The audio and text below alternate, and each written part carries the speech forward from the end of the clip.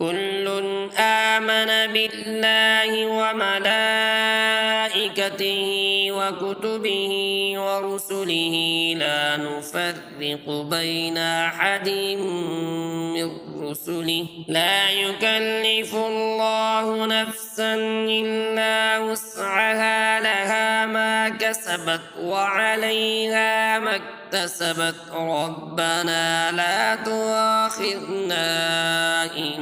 نسينا أو أخطأنا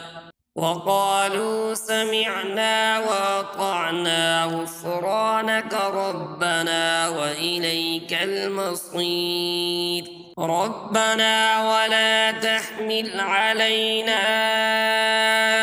إصرا كما حملته على الذين من قبلنا ربنا ولا تحملنا